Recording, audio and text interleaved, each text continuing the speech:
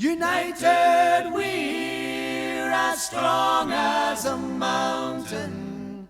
United we're... One of the things that the AFT just decided, Randi Weingarten signed an agreement with OpenAI, Anthropic, and Google to train 100,000 teachers on how to bring AI into the classroom. That is not fighting AI, that is collaborating with AI. And like all the people have been saying, even though AI is posed as your assistant, folks, you are training your replacement. It is not our assistant, it is our replacement. It's just being trained.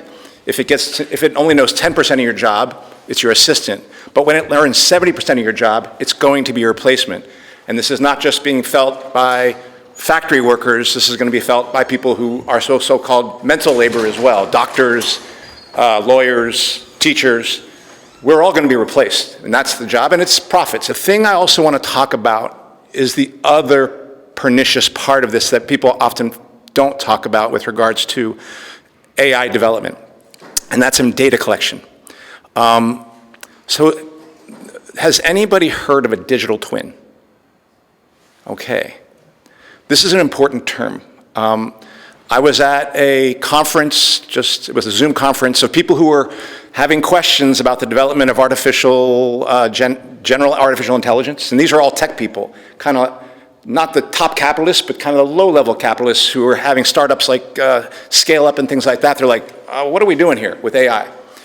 And at the end of, and they were posing like maybe this thing could do really damage. Maybe we're leading us to a dystopic future. Like they were concerned about that. But there were other people who were saying like, no, this is going to be the greatest thing for healthcare and all that kind of stuff, which it's not, but some people believe that.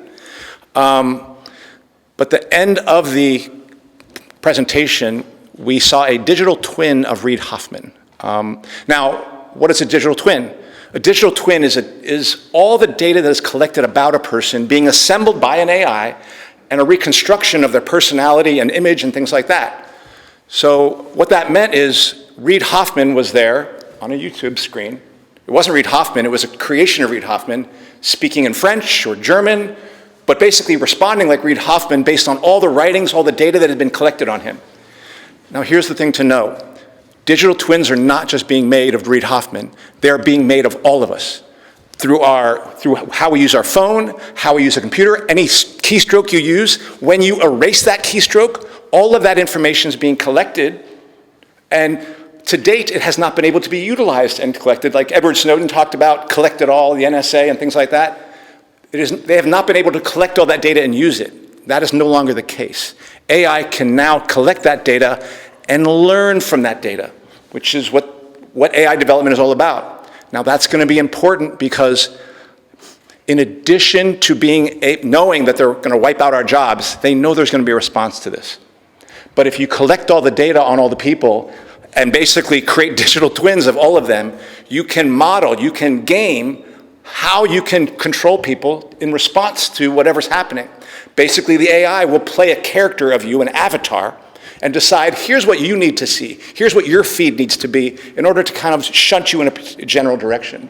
So the data collection that's happening here is not just about advertising or the things that we talk about like that. It's not just, oh, somebody's making money off the data they're collecting. We're literally training our AI not just to replace us, but to help the government learn how to control us and manipulate us, which this thing called a digital twin.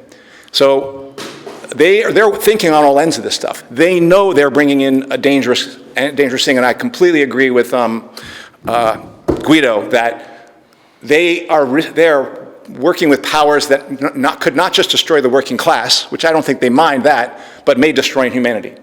And I think it is likely will destroy humanity, whether it be through the AI getting over on us because it goes from general intelligence to super intelligence, or the fact that AI is going to be used to monitor Tomahawk missiles going across the Ukraine border, and so the AI in Russia has decided, I'm sorry, we got to let the missiles fly now, because that's what has to happen. So all of those things, militarily or socially, are dangerous. And so for me as a teacher, I can see that not only are the teachers union not doing anything about it, but frankly, my colleagues as teachers. I've been outspoken at my school opposed to, I say, I don't use ChatGPT or anything to develop lesson plans, and that's seen as cute, to be honest. Like, well, that's kind of neat. There's one teacher I know who knows I'm going to stop AI and is interested in it, but by and large, teachers complain about students using it for ChatGPT, but they do not understand, and that's only a piece of the threat.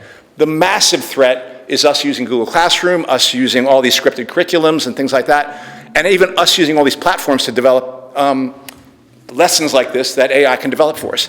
Every time we do that, we are training our replacement.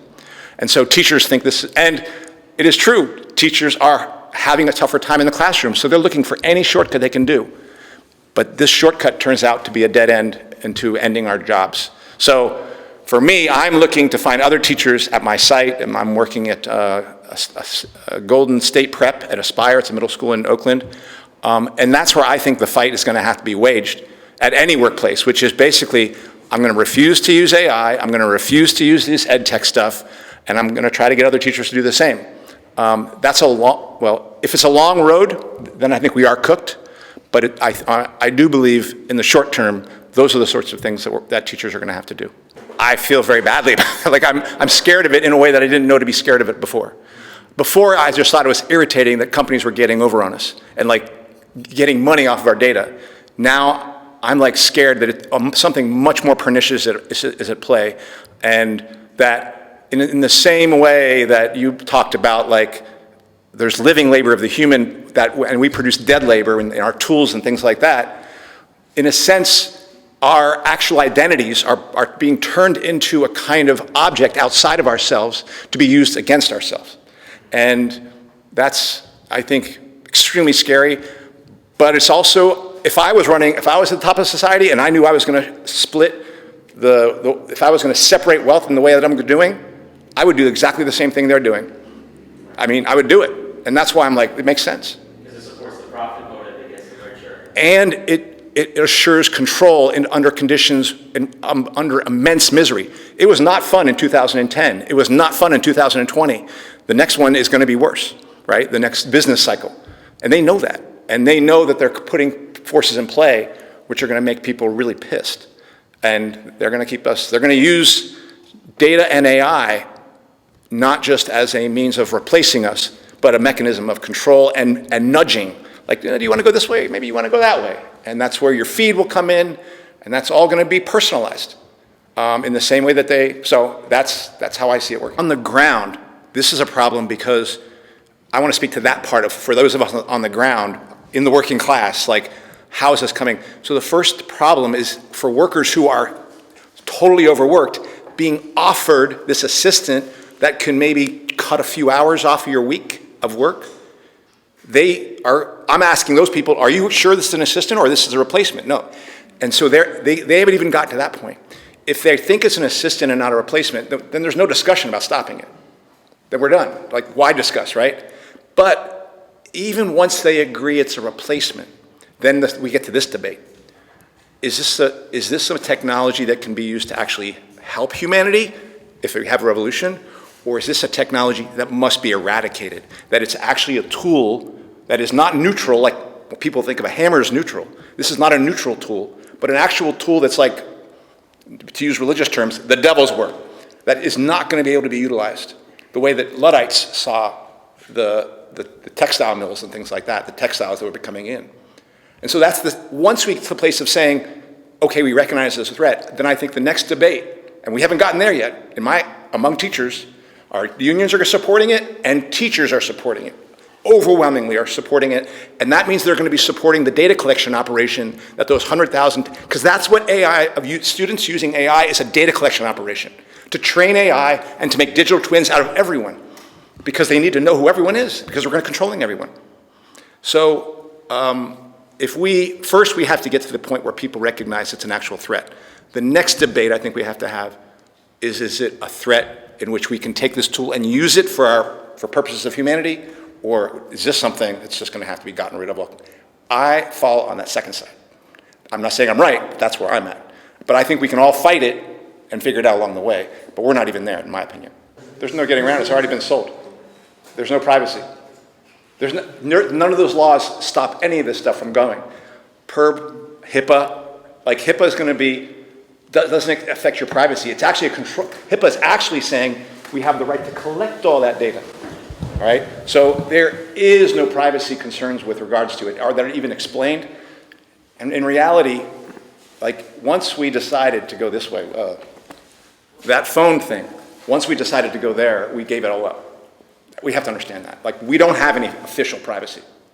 How are you feeling today, right? They put you a little, they give you a little smile meter. How are you feeling today? And then at the end, absolutely, all of them. And at the end, they ask them, how are you feeling now?